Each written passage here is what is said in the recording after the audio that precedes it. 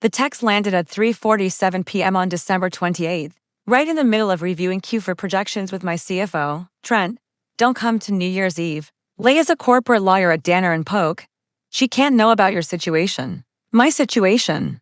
I stared at the screen until the words stopped reading like language and started reading like a sentence handed down by a judge. Then the family group chat chimed in. One message after another. Mom, this is important for him, Dad. Leia's family is prestigious. Don't make it awkward, my sister Paige, maybe next year. 3 dots blinked under Trent's name before his message appeared. Leia thinks I come from a family of achievers. Having you there complicates that. You get it, right? A knock interrupted me. My executive assistant, Colin, stepped into my glass-walled office holding a leather folder stamped in gold. The board wants to move tomorrow's strategy session up, he said. Also, Danner and Polk confirmed their full M&A team for January 2nd partners, associates, support staff. I raised one finger, typed back to Trent, sure, understood. Then to my mother. You wouldn't even feel comfortable anyway. They're all Ivy League.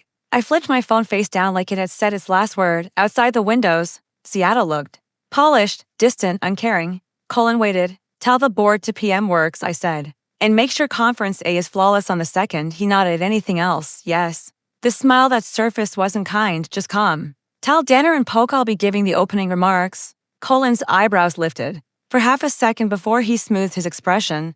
Of course, Miss Vale. Because in 36 hours, the woman my brother was hiding me from would walk into my boardroom and find out exactly what my situation had always been. I built the company she was coming to negotiate with. New Year's Eve was just Thai takeout and a bottle of champagne I didn't need. Fireworks cracked in the distance beyond my windows, while my phone lit up again and again like a warning light. Photos flooded the family chat. Trent and his fiancée, Leia Crow, smiling on a Manhattan rooftop. My parents dressed like they belonged there. Mom, beautiful night. Dad, Leia's father just closed a $2 billion merger at 11:47. Trent texted me privately. Thanks for understanding. Leia's dad asked about my family. Easier this way, easier, like erasing me with some kind of kindness. I typed, have fun, and drank alone.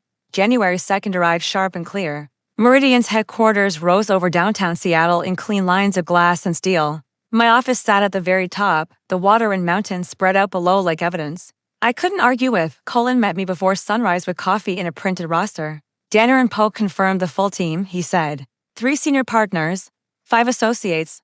Leia is second chair. Conference A was perfect marble table, floor-to-ceiling windows, our logo etched into the glass. I took the seat at the head of the table and waited. The partners filed in. First, followed by associates holding tablets and careful expressions. Leia entered third. Eyes lowered, hair pinned tight, charcoal suit pressed to precision. She didn't look up until she was the steps from the table. When she did, recognition hit her instantly, like someone had pulled a wire. Her tablet slipped from her hands. She caught it, blinking hard. Mara, she whispered, too loud in the sudden silence. One of the senior partners frowned. You know, Miss Vale. I held Leia's gaze and kept my voice steady. We've met, please, take a seat. She sat stiffly, like her legs had forgotten what to do. I started the presentation anyway. Numbers, structure, timelines, while her hands hovered uselessly over her notes. Miss Vale, the senior partner said. Shall we begin? I brought the screen to life. Meridian's offer is final. $600 million in cash, the rest in earnouts. Let's close. They tried to push back. I didn't flinch. We went clause by clause, date by date. Across the table, Leia sat frozen, her pen untouched. Associate Crow, the partner, said at last, your summary. Leia stood to quickly. I'm sorry, I need a moment. She left the room. Through the glass, I watched her pace the hallway, phone pressed to her ear. Her face tight with panic. We recessed briefly. The partner returned alone. Associate Crow has a personal issue. I'll cover her sections, of course, I said. We finished the deal anyway. By 1 o'clock, Techflow CEO shook my hand. Take care of what we built, I will. The moment the doors closed, my phone exploded. Missed calls, frantic messages. The family chat had gone wild. Trent, pick up. Mom. What happened? Dad, call me now. Colin appeared at my door. Your brother's in the lobby. Send him up.